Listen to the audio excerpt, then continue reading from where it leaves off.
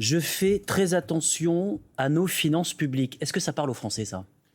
Non, ça parle. Enfin, si, ça parle en français parce que maintenant les questions de dette et les questions de déficit public sont devenues plus importantes depuis l'arrivée, quand Michel Barnier a été nommé Premier ministre en 2024. Donc les questions de dette et les questions économiques apparaissent comme plus importantes et les Français savent aussi qu'Emmanuel Macron n'est pas responsable de la crise, à la différence de la crise des Gilets jaunes. On se souvient que lorsque le prix du litre au carburant avait dépassé 1,80 €, ça avait provoqué la crise des Gilets jaunes en novembre 2018. Là, vous n'êtes pas dans la même situation et les Français savent que ce n'est pas lui qui est responsable. Ils savent qu'on est dépendant de la décision de Donald Trump ou de la décision des Iraniens. Et donc, en conséquence, quand vous regardez les enquêtes d'opinion, il n'est pas touché directement et même Sébastien Lecornu est en baisse, mais de manière assez faible. La question qui est posée, en fait, n'est pas sur la question de l'opinion publique, parce que l'opinion publique est clémente. La question est économique. Ça veut dire que vous avez des chiffres qui sont sortis avec une croissance qui est en berne et des indicateurs qui sont pas bons. Tout simplement parce qu'en fait, maintenant, sur les problèmes énergétiques, en fait, l'inflation commence à toucher les indices de produits manufacturiers et l'ensemble de l'économie parce que de toute façon, toutes les entreprises sont touchées, donc sont obligées de l'impacter sur les prix.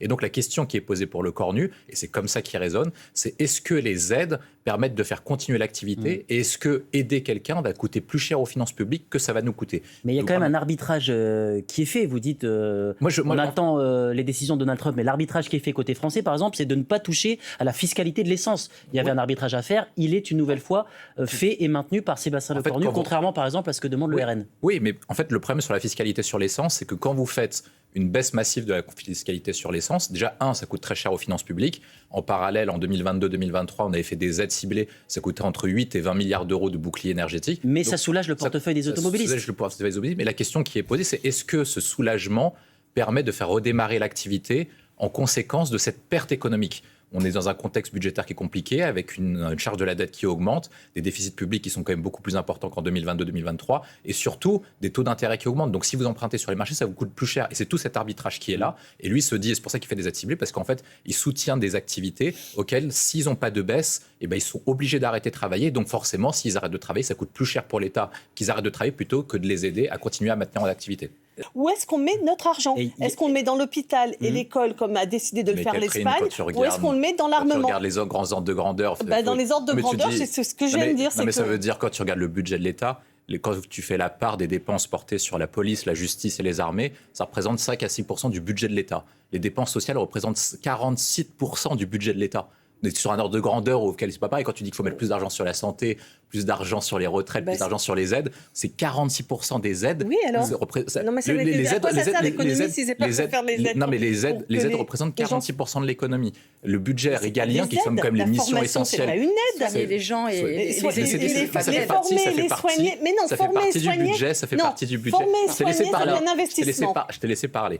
Ensuite, après, quand tu regardes l'évolution des budgets, les dépenses sociales dans les années 90 représentaient 200 milliards d'euros. Aujourd'hui, ça représente 800 à 900 milliards d'euros. Ça veut dire que les dépenses sociales ont été multipliées par 3 et pour autant, tu as de plus en plus de pauvres. Donc peut-être que le logiciel que tu décris n'est peut-être pas bon et peut-être ne fonctionne pas sur le logiciel actuel. Et peut-être que, moi je pense que c'est là où il faut changer de logique et je pense que c'est là où tu as raison. C'est qu'en fait, est-ce que peut-être que la logique qu'on avait, et je pense que Lecornu a raison de tourner le dos dessus, c'est que la politique d'échec, la politique des aides ne permet pas en fait de pouvoir libérer la croissance et permettre de rendre les Français plus riches. C'est peut-être ça le débat qui est posé. Alors justement, mais est-ce qu'il n'y a pas un moment de bascule qui arrivera, comme l'expliquait Patricia, où le gouvernement sera contraint de prendre de nouvelles mesures pour éviter une crise sociale plus importante? Écoutez, nous on suit à peu près deux différents indicateurs. Le premier point, celui que vous pouvez suivre, c'est la question de l'opinion publique. Et quand vous regardez, certes, Emmanuel Macron n'a pas forcément obtenu les résultats économiques qu'il souhaitait, mais dans les sondages, il continue à monter. Donc ça veut dire quand même quelque chose. Sébastien Lecornu est certes en baisse, mais il a un niveau de popularité qui est correct pour un Premier ministre en exercice et en cas de crise. Donc de ce point de vue-là, il n'y a pas encore de niveau d'alerte suffisant pour dire c'est véritablement la cata. Pour dire une chose simple, c'est-à-dire que Emmanuel Macron est plus populaire aujourd'hui que au moment de la crise des Gilets jaunes. Il n'a jamais été aussi populaire depuis la dissolution. Et Sébastien Lecornu est 2 fois plus populaire qu'Édouard Philippe au moment de la crise des Gilets jaunes, pour résumer simplement. Sur la question maintenant, et je pense que c'est ça l'indicateur qui regarde, c'est pas la question politique, c'est la question économique. C'est plutôt, en fait, tant que vous n'avez pas un indicateur qui est que la consommation s'effondre, comme ce qui s'est passé au moment du confinement et au moment du Covid, ils n'ont pas intérêt à libérer les vannes. Parce qu'en fait, évidemment qu'il y a des marges de manœuvre. Évidemment que le gouvernement, s'il y a besoin de relancer la machine, la France et les autres pays européens le feront. mais il faut le faire de manière coordonnée pour faire ce qu'on appelle un choc de confiance. Ça veut dire qu'à ce moment-là, si vous êtes vraiment en cas de crise de consommation, en fait, vous libérez les vannes avec un soutien à la consommation, une politique keynésienne classique, vous baissez les taxes, vous faites des aides qui sont beaucoup plus importantes sur le carburant, mais vous avez le droit à une seule cartouche. Et donc la question qui est posée pour Sébastien Lecornu et Emmanuel Macron, c'est est-ce que vous êtes au pic de la crise en Iran, ou est-ce que le pire est encore à venir? Et en fait, comme personne n'est capable de le dire actuellement, comme aucun économiste est capable de faire des prévisions qui sont stables d'un point de vue économique, certes, Catherine dit que c'est véritablement la catastrophe, mais quand vous regardez, la France est toujours en croissance cette année. Le niveau de consommation se maintient. Non, mais c'est des chiffres, Catherine. Oui, Catherine 0,9%, c'est pas de la croissance. Oui, mais c'est pas. Non, mais c'est pas la cata.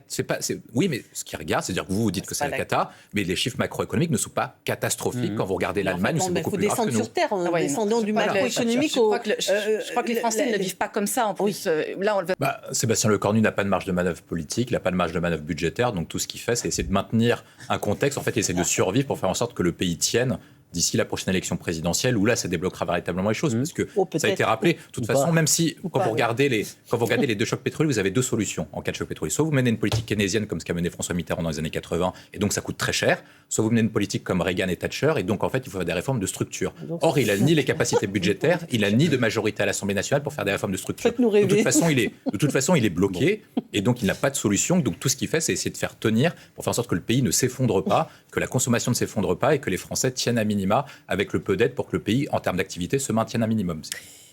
Eh bien, au moins c'est clair. Au moins c'est clair.